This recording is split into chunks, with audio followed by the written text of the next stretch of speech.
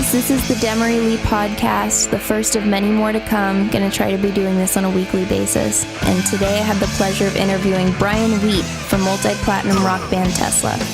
Tesla's about to embark on a 50-date North American tour with Def Leppard and Styx, which starts June 23rd in Tampa, Florida. We touched bases on things from his side project Soul Motor to Monsters of Rock 2016 East Coast Cruise and his state-of-the-art recording studio in Sacramento. Thanks for listening. Hope you all enjoy. Go next door. Give me a Diet Coke. That's going to be in there. I hope you know. That's all right. Yeah, it's all right. I'm addicted to this stuff. Cool. So I just want to start out with, is it good to be back on tour with Def Leppard, understanding that they were the first tour that you guys had ever gone on, right? Correct? Yeah. Well, it wasn't really the first. The first was David Lee Roth. Yeah. And then we did Alice Cooper. And then we did a big long stretch with Def Leppard. So, yeah, they're like our big brothers. They like, when we were young, starting out, we used to play their songs in the clubs. And so, they're a 5-piece band, we're a 5-piece band, they're a melodic rock band, we're a melodic rock band. So a lot of Def Leppard we grew up on. And, they're like family. So, yeah, it'll be great, it'll be fun. 30 years ago it was, though. Yeah. So we're all older than we were then. Has it been 30 years since the last tour, or have you toured with them? No, we toured with them a couple other times, but just like 5 or 6 shows at a time. We did some dates with them in, I think, 2004, and then we did a couple of big festival things with them and stuff. But an actual proper tour across America, the last time we did that was in 87, 88, which was Hysteria, which was a huge tour for them. I think it was their biggest album. And we kind of learned how to be a band from being with them every night. They were good too. To have to go on before the bar was high. So I think that's why we were so good early on, is because playing with them every night, you have to be good. Yeah. So, yeah, no, it's going to be great. They're good guys. So can you tell me about Tesla 2016? Anything upcoming? I know that you guys have a new album coming out. There's a box set we're going to try to put out for the 30th anniversary. And that'll be accumulation of old demos, stuff that never made it on records, just stuff from the beginning to now. So it'll go from the Skio era of Tesla to the Dave Rude. It'll encompass the whole thing. And that hopefully is going to come out, and we'll probably put a couple new songs on it. Cool. And hopefully that'll come out Christmas of 2016. But I don't see anything coming out before then, except working on this project with Universal, which is the label we were on the first 15 years of the 30, to remaster all the records on vinyl and put out all the remastered vinyls sometime in between now and then as well. So I like to stay busy, but as far as Tesla goes, we'll be touring all this year until the late fall. And then next year, we'll probably be on tour again in the summer. I don't know what we'll do on the off months. We've gotten to a point now where we kind of tour 6-7 months out of the year and take 5-6 months off.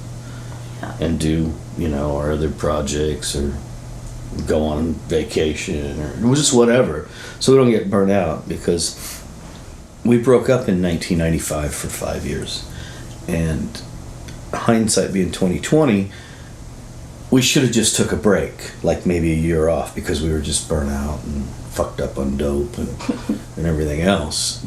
But we just decided to break up. So we found that if we take this 5-6 months off a year every year, we don't get burnt out into that point like we used to, where we just would run until we dropped. Yeah. So that's pretty much touring this year, touring next year, and then after the box set comes out, then when we go into do the 2 new songs, we'll kind of get geared up for writing new songs again and stuff, and then maybe look for a new studio record in 2017. Very cool.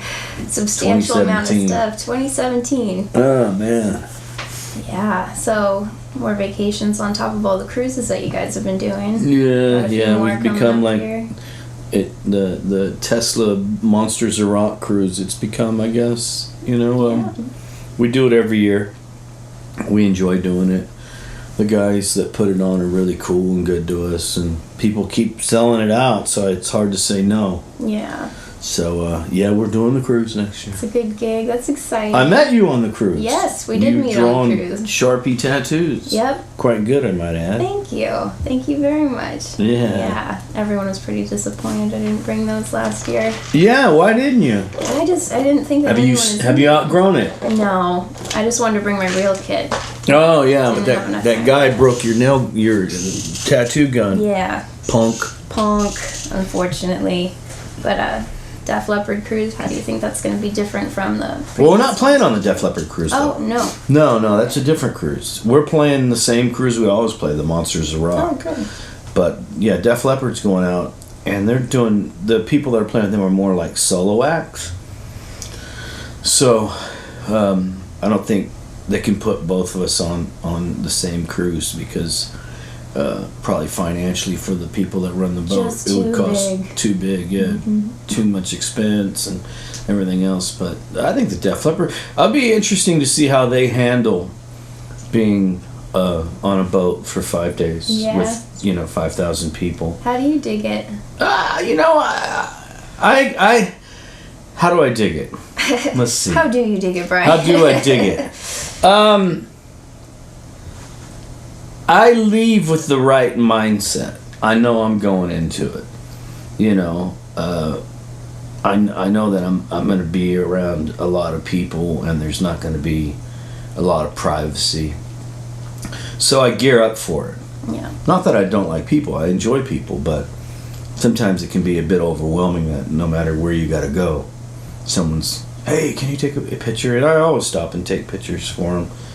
Or sign. No, I never say no. Except one time this last time I ate like 6 plums. And I didn't realize that plums kind of fuck you up. They stain your mouth or? No. They make you have to go to the bathroom. Oh no, that's... So I was going, and I was at the one end of the ship, and my room was at the other end of the ship. And the plums kicked in, and I had to use the restroom. And I was trying to get there as quickly as I could, and so I did tell someone, no, I can't sign your autograph. No, I'll be back. I promise. And I did come back and I signed for him.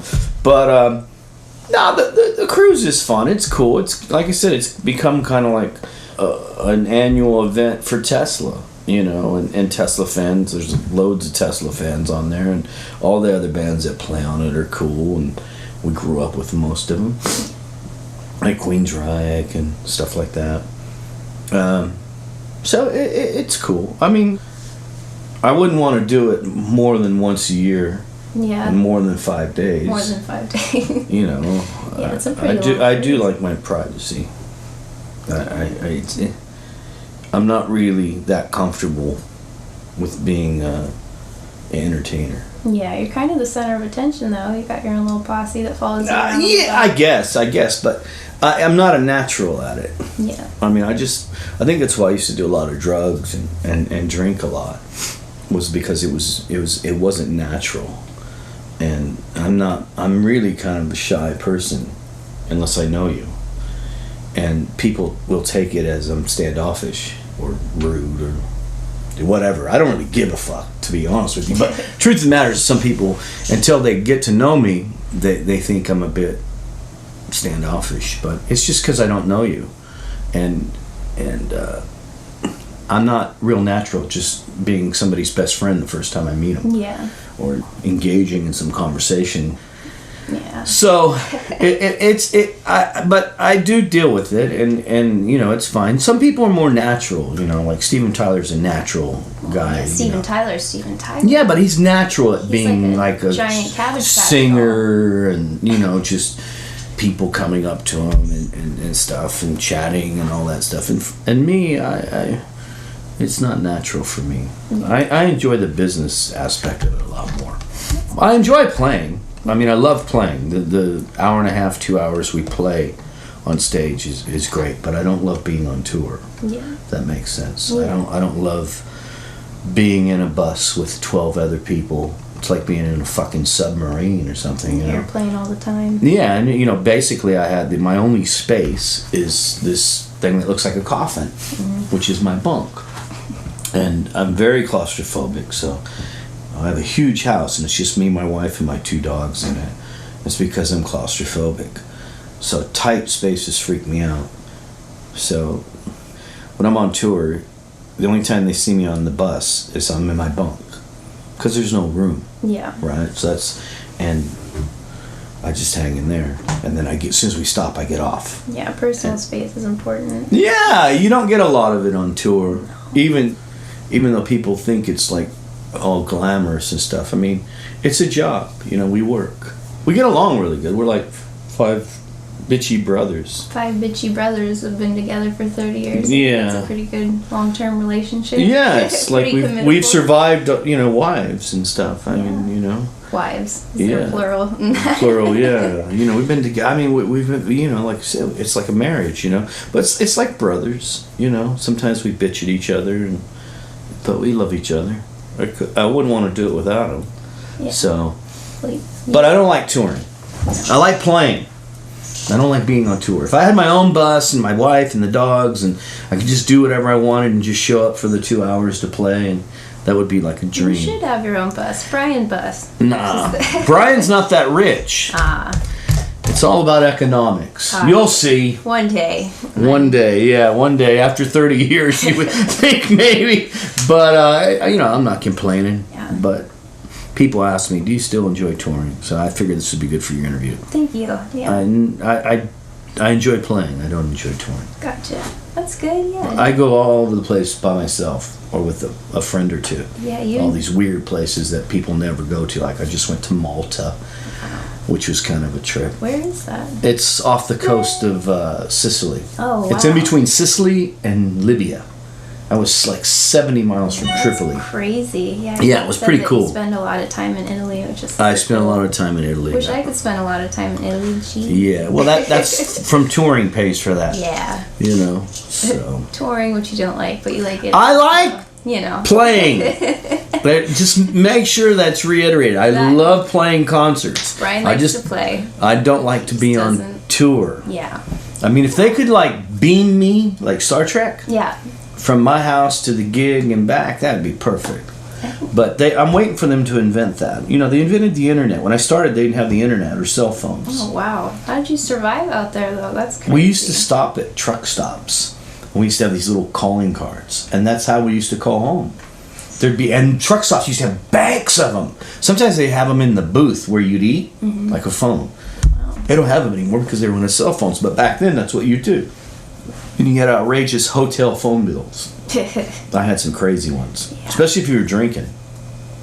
Especially if you were drinking. Yeah, you call people from Paris and shit all fucked up. Bar tabs. Oh my God, guess where I am? Yeah, Paris. no, Guess where you're not? Yeah. I didn't really realize I was in Paris. I was that high.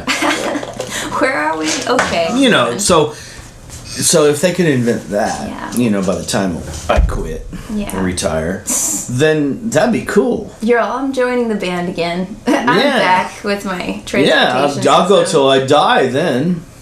Yeah. Well, how do you maintain that though? Because you and JK are totally different people.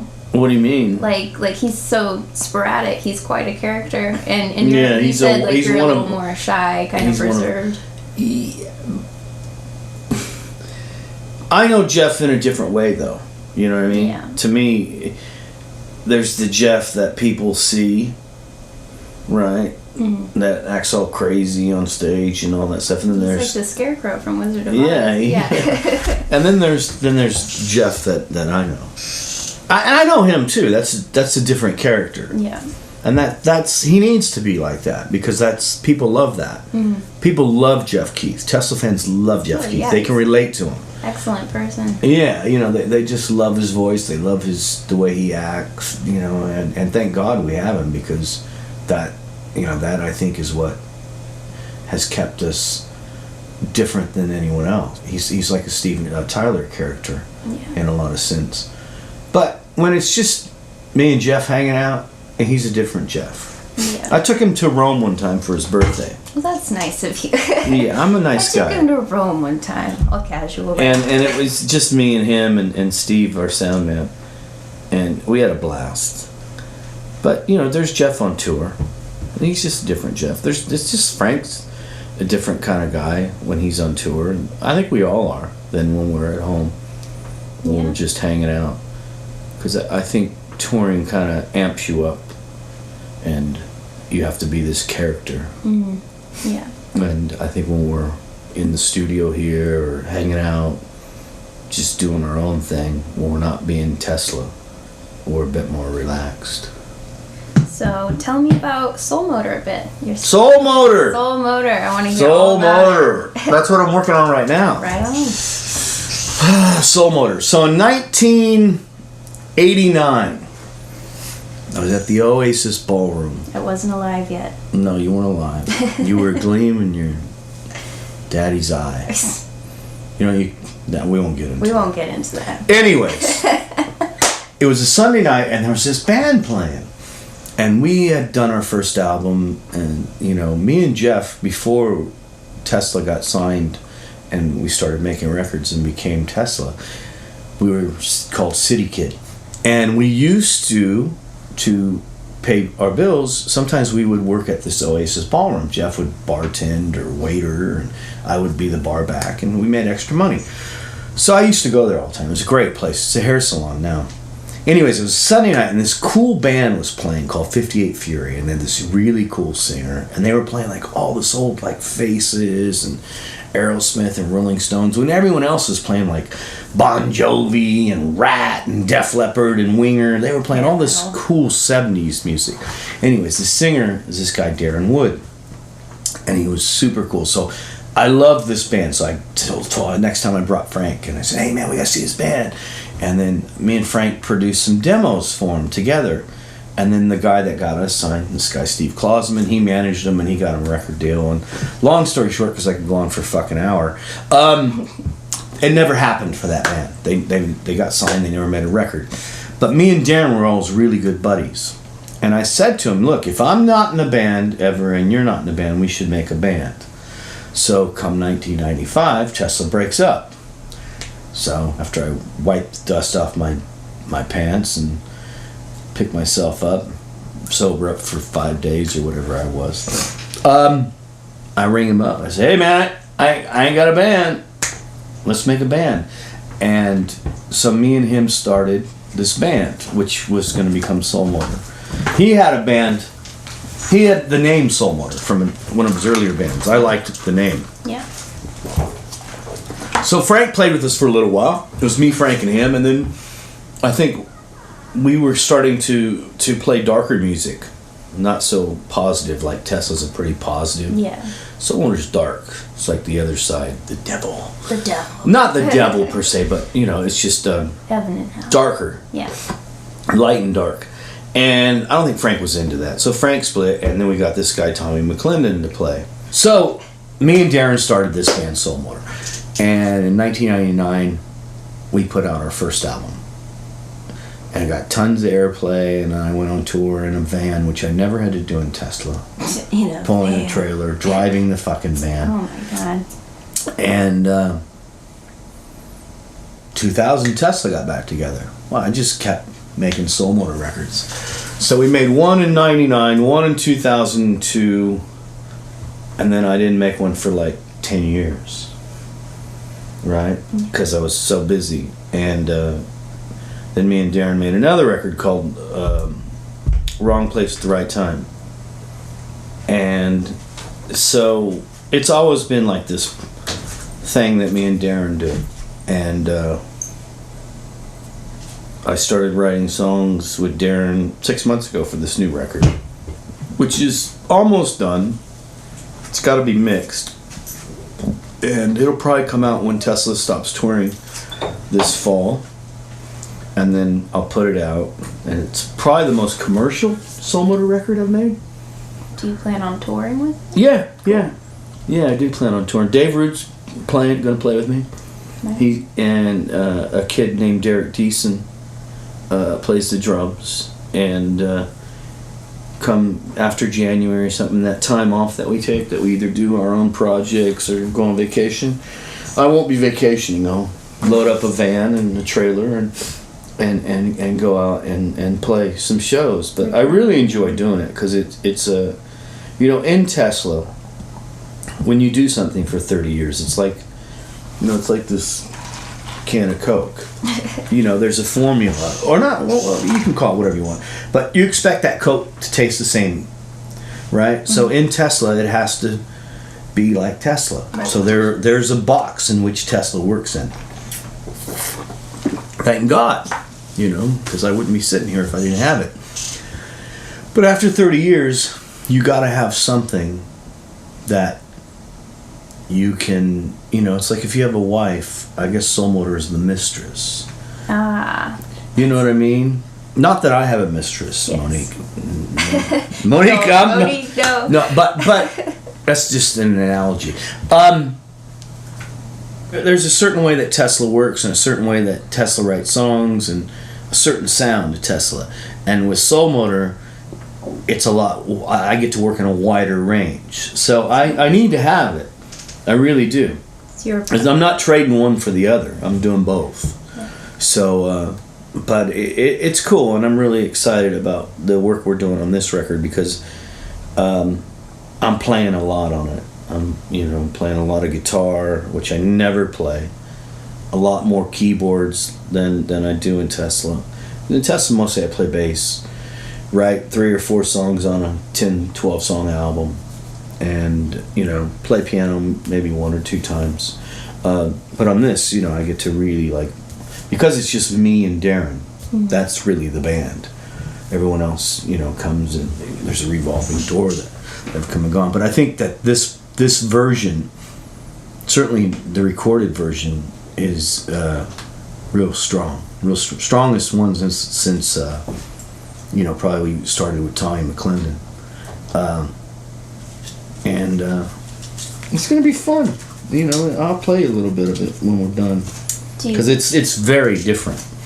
It's not, if you expect it to sound anything like Tesla, you don't. Because it just doesn't.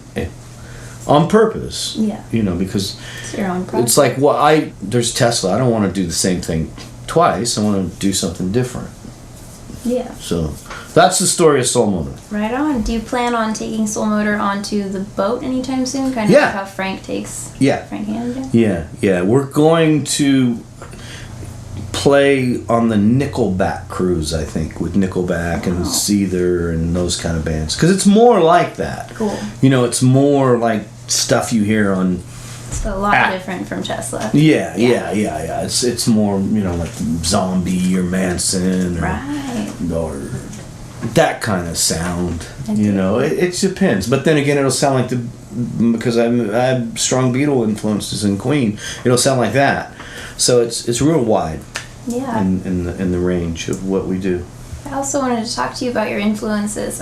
How's that changed from maybe when you first started? Have your influences remained the same throughout? No? Yeah, on the 8th day, God created Paul McCartney. Yeah. Yes, he did. I mean, 3 favorite bands have always been the Beatles, Queen, and Led Zeppelin. And they're still the Beatles, Queen, and Led Zeppelin. But I love new music. I mean, I was way into My Chemical Romance for... Oh, sick. I think they were fucking great. I was so bummed when Gerard broke the band up. Yeah. His new stuff, though... it's terrible. Yeah. I hate it. Okay. Sorry, dude. Sorry. Yeah. I mean... It doesn't even sound like the same guy. I mean, I love him. I mean, the stuff he did. I mean, Sing is amazing. Welcome to Black Parade is amazing. Helena is amazing. But that new stuff, maybe that's his dark and light side. I don't know. That's his mistress. Yeah, that's his mistress. But I think that band was super cool. So, I love Queens of the Stone Age. I like lots of stuff. Pop music. I like dance music. But my main influence is still Beatles, Queen, and Led Zeppelin. Mm-hmm. But if you listen to something like Soul Motor, you'll hear the Manson or Zombie or My Chemical Romance or Cheap Trick. I love it. Beatles, that kind of stuff. You'll hear those influences too. So did did young Brian ever think that you would maybe get this far, or where did you see yourself going? I knew it when you started out. I knew that I was going to be successful. No, I'm not trying to be funny here. No. Me and Frank knew it. From the time me and Frank met, all we thought was we're going to be rock stars one day. Here you are. And I mean, that's the bond that me and him have. I mean, we're funny, the two of us, because I don't really talk too much about me and his relationship. Because people never ask, but he's like my younger brother, and sometimes we fight and bitch each other out and stuff. But we have this thing, that I met him. He's 4 years younger than me. I was like 19. He was 15. He was an amazing guitar player. He was like a fucking boy wonder, and we knew it. We started in the garage, and it was never an option not to do it. I mean, that's the thing. Like, a lot of young bands, they get good, they don't focus, they break up. Me and Frank were very focused in what we were doing. So, it's thank God it happened, because I don't know what the fuck I'd be doing if not. The only job I ever had was at McDonald's. I was a manager at McDonald's. I used to give Frank free food all the time. Anyone who came and see me. Sorry, dudes. But yeah, no, I imagined it. You have to. I mean, you have to. If you have a dream, or you have to have a vision. So yeah. I'm not being arrogant or conceited or anything, because believe me, the work went into it. It wasn't easy. A lot of blood, sweat, and tears went into it, but we knew we would. Yeah, we were very driven. I'm still driven. I'm like a Jack Russell Terrier. That's why I have Jack Russell Terriers, because I can relate to them. No and can't aren't in my vocabulary.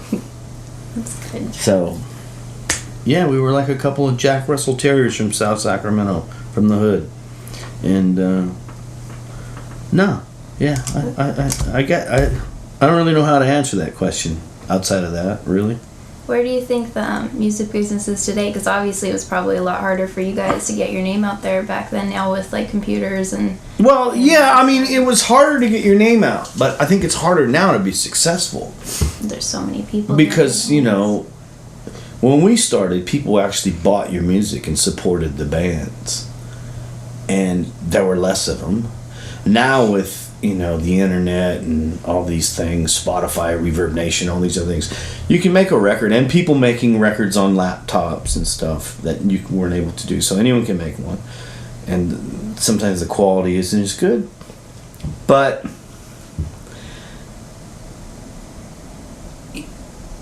I think it's harder now. It's harder because people don't buy, like I told you, when we started, we didn't have cell phones. We didn't have the internet. Yeah. Right?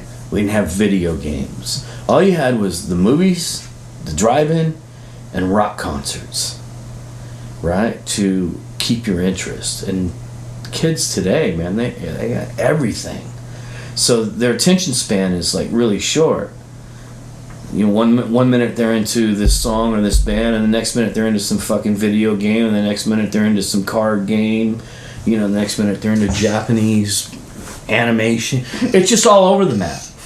And you can connect with people all over the world, where before it was just about you and your town. And so it's a lot tougher today for bands.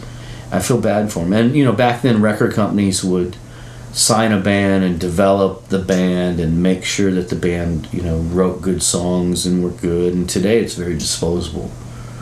And with this recording format of Pro Tools or digital recording, DAWs and stuff, you can do things that not necessarily you do.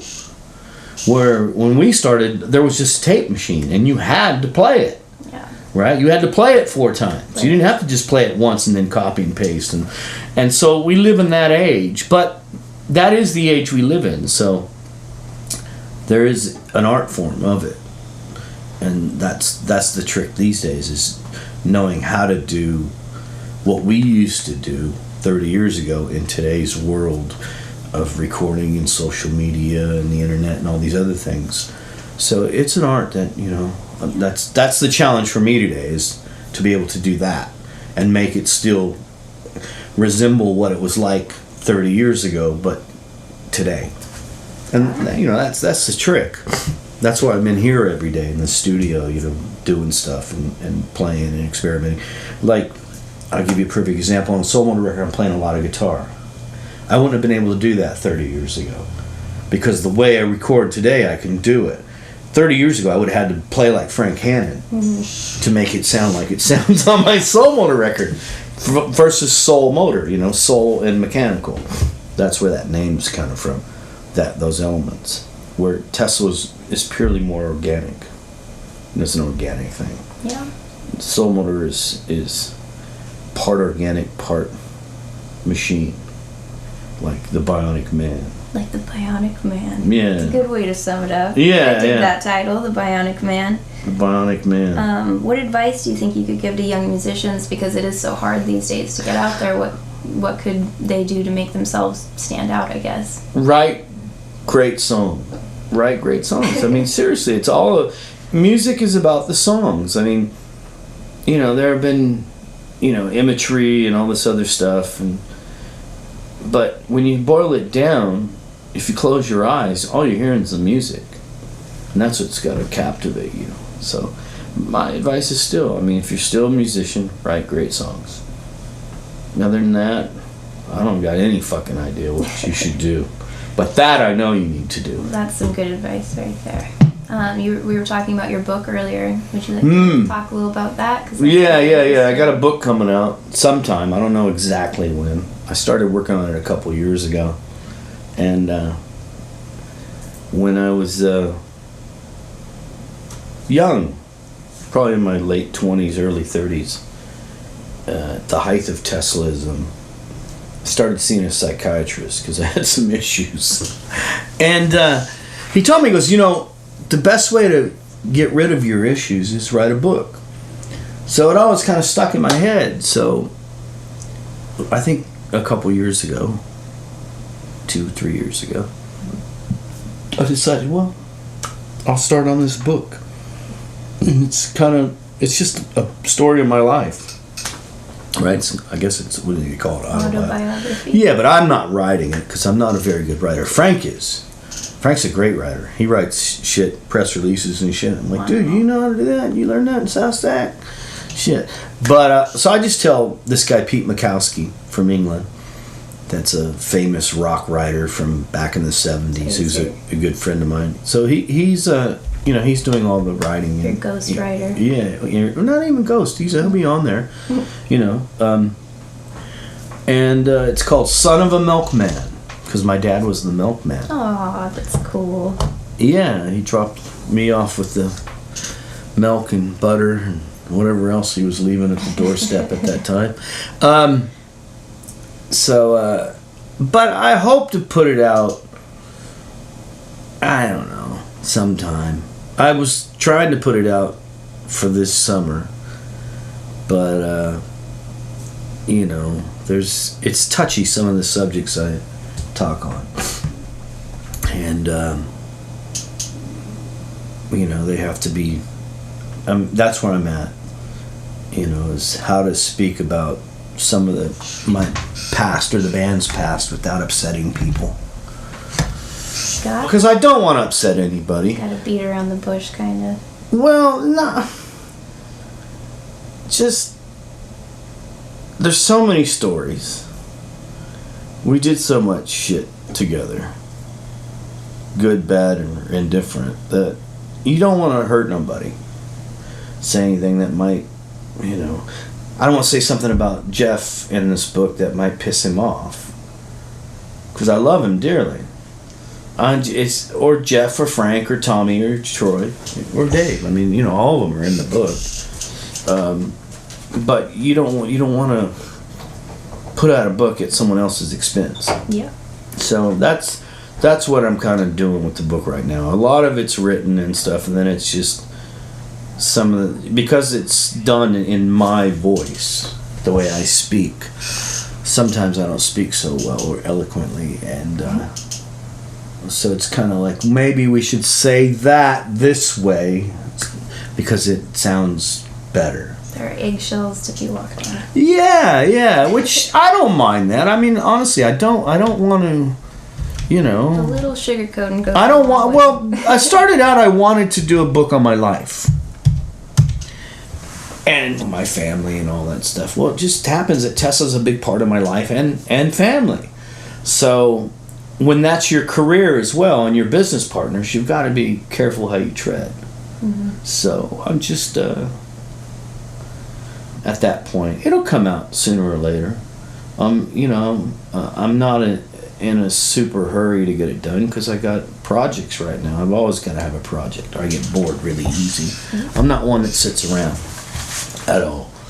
I would not do good like sitting alone on some island for more than like 20 hours. And I have to like do something. Yeah. Something, whether it's I'm really into photography. Oh, cool. Yeah, that's like one of my big hobbies is I love to travel all over the world and take pictures. You've shown me a lot of your stuff. Yeah, so I mean, but just sitting somewhere, I go nuts. No castaway business. No. But so the book, it'll come out, and it'll be funny. It's funny. It's funny as shit. Funny, so I don't. Yeah. It's like me. It's like a joker. Yeah. So anything else you want to ask me? You were told to ask me about Tommy Skio, right? I was told to ask you about Tommy Skio, but for his sake and your sake. He's not in the band anymore. He hasn't been in the band for 10 years. It's pretty well documented why he's not in the band. Yeah. I don't see him coming back to the band anytime. Yeah. I'm not interested in that. No, you guys are good with Dave, so. Yeah, I love Dave Rude. I think, Dave Rude saved this band. I can say that without pissing anyone off. Yeah. When Dave Rude came along, we were in a fucked up state, when he put like a shot in our arm, and he's a really positive, great guitar player. And, he's been in the band 10 years now. It's funny because people still call him the new guy. It's like, he's been in the band 10 years. Most bands don't last 5 years. He's been in the band twice that. So, but Tommy Skio. What can I say about Tommy Skio? I had great times with Tommy Skio, and I had some not great times with Tommy Skio. And it's unfortunate. But that was then. And this is now. And I think he and I will both say that we both moved on from, where we were. I'll never say never, because you can't. So I won't say I'll never play with him at some time or, some kind of thing, who knows. Yeah. But I'm not planning on it. And I doubt that he's planning on it. And I don't speak to him. He doesn't speak to me. We both have not said kind things about each other. But I'm willing to let all that go and just say, hey man, I hope the guy's okay. And we both should be happy with the good times we had and not dwell on the bad times. Right on. That's about as positive as I can make it, right? It's all you can do. My mom was really pushing the issue on me, asking you about your friendship with Jimmy Page. If that's something you don't really want to speak about, that's cool. I speak about my friend. She thinks that makes you the coolest kid on the block, and I think I do too. Okay. So my favorite bands are the Beatles, Queen, and Led Zeppelin. Right? Yeah. Jimmy Page is the greatest guitar player ever. Greatest rock guitar player ever. Yes, he is. Right? And Brian May is second. Okay. So, I became friends with Jimmy in 1994. And we've been friends ever since. Sometimes we've gone a couple years without seeing each other, but in the last 7 years, I see him a lot and speak to him a lot. But to me, he's just Jimmy, right?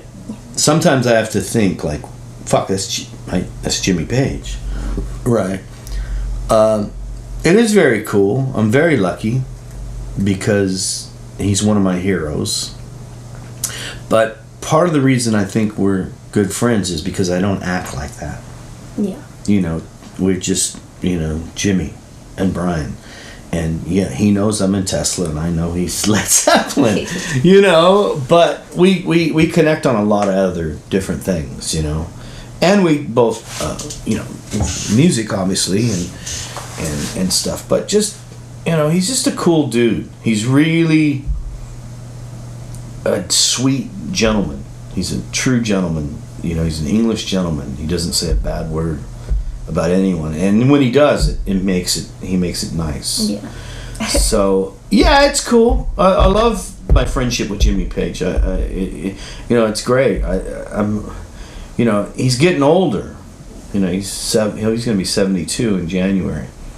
So of course I'm getting older too.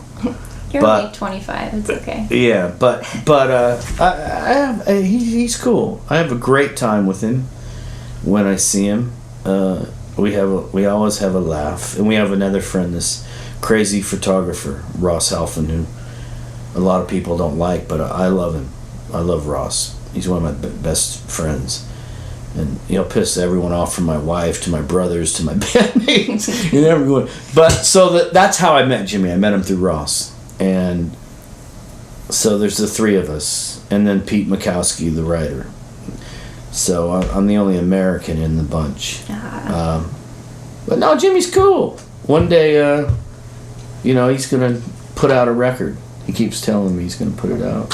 He keeps telling the world he's going to put it out. One day he's going to put out a record. Yeah. But if that makes me cool, then so be it. Well, I think that makes you pretty cool. Yeah. I mean, I'm friends with Jeff Keith. That should make me cool. That makes you pretty cool. Or Frank Hannon or Aaron Lee. Right? Oh, don't. Aaron's running around the back looking at the recorders. He's a talented guy. He always looks good when he shows up, though. Look at him. He's always got his garb on. Oh, yeah. Yeah. Does he walk around the house like that? He goes to the airport like that, and they make him take it all off. I know, but when he goes to bed and he wakes up in the morning, does he have all them gold chains and shit on? Yeah, he does. He does. He's so fucking cool, man. Look at him. He's old fashioned. Oh, look at him. Love it. Do your thing. Yeah. Do your thing. Yeah, so this is a real sick studio. This is the first time that I've seen it, and it's awesome. Like, you got a little hookup. Would you like to maybe talk about that a bit? Cause if you're... Yeah, no. I mean, you know, I have this studio, which Tesla records at, and many other people, and myself. I had it first, I built a studio in back of my house. First, I had a studio in my house. It's funny. I guess I'll tell you the whole story. So when Tesla broke up, right, in 1995, Tesla would always go somewhere and record in all these best studios and spend millions of dollars recording. So when Tesla broke up and I started to work with Soul Motor, I decided to get some recording equipment and put it in my house. So in one of my bedrooms have you ever been to our house? No, I haven't. Yeah, well, it's this big old Victorian Awesome. place. I put some recording equipment in there and I started recording in my house. Well, that got tiring for Monique because at 4 a.m. I was recording loud guitar amps in the room next to where we sleep. So in 2004 with Marco, my tech, we designed a studio and we built it in back of my house. On a napkin, we designed the studio. Not this one, that one. Oh. And that was cool. It was really nice. It wasn't like this. And I was away mastering the Soul Motor record I did in 2010. So that's when that last one came. 5 years ago. Wow, it doesn't seem like it was that long ago, but I guess it was. And the neighbor started a fire on his porch from a barbecue that got knocked over by a dog or something, and it put his building on fire, and it jumped because downtown where I live in Midtown, houses are only like 5 feet apart. Yeah. It jumped over onto my roof and burnt my studio. So then I didn't have a studio for a couple of years because I was going through all this insurance bullshit and everything else. Finally, you know, with the insurance and everything, they gave me enough money to build this place. So when I built this place, I brought in this designer, this famous studio designer, Vincent Van Hoff, who, one of the studios Tesla recorded at was this place in Texas called Sonic Ranch. It's designed after that, the control room, this shovel design, they call this thing. And we did this one right.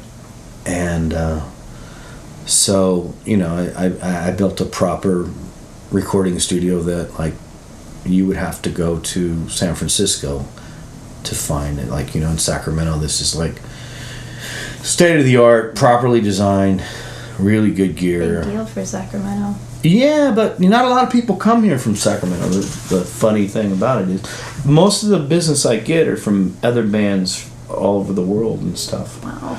But Tesla records in here and Soul Motor. So kind of like when I'm not working on one of my projects, then I rent it out to other people independently if they want to come. Because, you know, you can sleep, I think 6 people here. There's 3 bedrooms. There's a full bathroom, washer and dryer. You know, you can live here.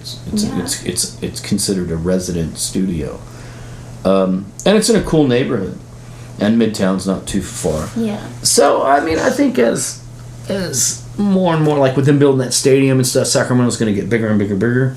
I'll see maybe, you know, some more, but I don't actively like try to rent it out. But it's cool, you know. I put a lot of money, hard blood, sweat, and tears, fires, smoke, inhalation, everything else in here, and it's fun. I enjoy it. Yeah. That's what you know, if I ever stopped playing music, I would just continue as a producer and a songwriter and an engineer. That's kind of why I built this, thinking ahead, because I'm always thinking ahead. I mean, if we're in 2015, I'm thinking what's going to happen in 2018, because I'm always planning, you know. Good. And this was part of that plan. It's like, well, you know, one day I'll be too old, too fat, not want to go out and play anymore. And I can just write songs and produce young artists, you know, and make records and stuff with younger people, and hopefully they'll listen. But when I was young, I wouldn't listen, so nothing really changes. The younger ones don't listen, but there's some really talented young bands. I manage one from England called Flash Fires, and they're 20. They're all 20. You let me listen to them on the boat. They were really good. Yeah, I started working with them when they were 18, and they're coming here in January or November. I think November. And we're gonna do their next record, and they're doing pretty good in England right now, in the indie scene. They're like a real indie. Well, you heard them. Yeah. They're like Arctic Monkeys, Muse, that kind of stuff. Yeah, that's really in right now. Yeah, so it's that kind of band, and that's real enjoyable doing that. I get a lot of gratification after, like, you know, they come in, they bring their songs, and then I do what I do, and it's like, wow, we all do this together, and it's really cool and new and hip, and that's pretty fun for me. Keeping you know? it alive. That's really cool. Yeah, so that was my next question, was that's where you see yourself after Tesla? Yeah. Yeah. Yeah, absolutely. And then, you know, maybe one day I'll just get sick of it all, and I'll sell everything, and I'll retire in Italy. In Italy? Where I go. Yeah. I don't know. I'm 52 now, so I don't know. In my mind, I say, well, 62 is a good age to stop. But you never know. I mean, you got people like Paul McCartney, who's 73, out there still playing every night, 3 hours a night. I don't know if I'd be doing that or not. I mean, I can't really see myself doing that or wanting to do that, but he does it, and it's in his blood. You see the Rolling Stones out there still doing it. I mean, I guess if I was 65 and someone offered Tesla a bunch of money and people still wanted to see us play and we were all able to do it, I guess we would probably do it. But I'm not banking on it. Yeah. So, you know, I'm thinking, well, you know, do this for as long as we do this and it's fun and it's cool, and everyone's happy, and then I'll switch to this other thing because it's still music. I mean, I don't really know how to do anything but music and build houses, take pictures. Well, that's some. And I ain't gonna make money taking the pictures. And building houses, yeah, but it's a pain in the ass. Yeah. Music's still very enjoyable for me. It really is. So I don't have a normal job, but no, yeah, I'm a foodie as well, but not as big a foodie as people probably think. You know. Is that your reputation? Well, I'm heavier than I used to be. And people probably think it's because I eat a lot, but it's not. It's because I have this condition and I have to take this medicine that puts weight on you. Mm-hmm. This steroid, prednisone. And so, you know, people probably think, oh, that fat fucker, he's probably eating banana splits and cakes and shit. It's not. I'll tell you a funny story, and I don't want to talk too much about it because it's more personal. Okay. But me, Steve Imler, and Marco all went on a diet, right? We all made this pact. Cool. We're going to go on this diet. So we all go on the same diet, this Atkins diet, where you can eat as much cheese, meat, fucking eggs as you want, and you're going to drop weight. Mm-hmm. And Steve Imler came in, he stayed with me in my house for 6 weeks, right? And he cooked for me, and we ate the same things. Me, him, and Marco. Marco lost 20 pounds. Steve lost 16. I gained 1. Because of this medication. And then he's like, I can't believe how in the fuck, you know, I wasn't cheating, was it? Nothing. He lived there. He like a prison guard. And so, yeah, but I do enjoy food. I mean, honestly, because I used to enjoy drugs and booze. And I can't have that anymore. You know, I stopped that about 10 years ago. The booze. Drugs I stopped when I met Monique. But, so the only other thing you have is food, right? But not as big as foodies as people would think. But anyways, anything else? Well, personal question for me. Yeah. Because I just always like to ask questions about David Bowie. David Bowie. Yeah. Good. Hang on. Thank you. Oh. Ready? Yep.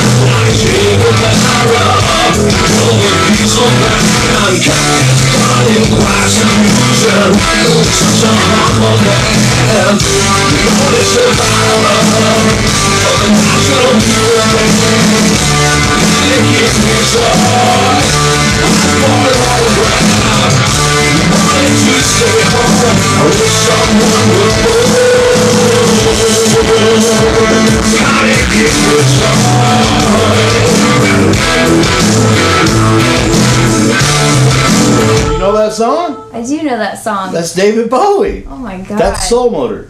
Oh my god. Yeah, that we did a David Bowie cover. Awesome. Panic in Detroit. Yeah, I'm a Bowie enthusiast. Me too. Love him. Good. My favorite record is Diamond Dogs. Right on. Yeah, Diamond Dogs and Ziggy Stardust. There's a lot of Bowie on the Soul Motor stuff. That influence, you know, because think about it. Bowie and Alice Cooper, Marilyn Manson, Rob Zombie. Yeah. It's all from the same tree. Yeah. But awesome. I was going to ask you because I know that you were saying your inspirations, and so I was thinking like, is David Bowie one of those? Because he was around that kind of, I don't know, just big names. Yeah. I mean, 70s music in general. Yeah. Right. But it's funny that you mentioned Bowie because when I started writing for this Soul Motor record, I was listening to a lot of ELO, David Bowie, and Wings. And all the instrumentations, like when you listen to Bowie or Wings or ELO, it's not just guitar, bass, and drums. There's horns and strings and chick choirs and all this stuff. I was like, I want to make a record like that has all this stuff. Mm-hmm. And Bowie was one of the guys. I love the acoustic stuff that, like in David Bowie stuff. Yeah. You know, the acoustic strummy kind of stuff that comes from like these textures of heavy guitars that Mick Ronson would play, and then it would go to this acoustic breakdown and stuff. But yeah, no, I love Bowie. Awesome. Yeah. Diamond Dogs though is my. I don't like later Bowie. The later stuff. I mean, I respect it and stuff, but from like, you know, the first Bowie record to like, I think Young Americans, maybe the record after that, even Let's Dance. That's such a wide, you know, time. And Elton John too.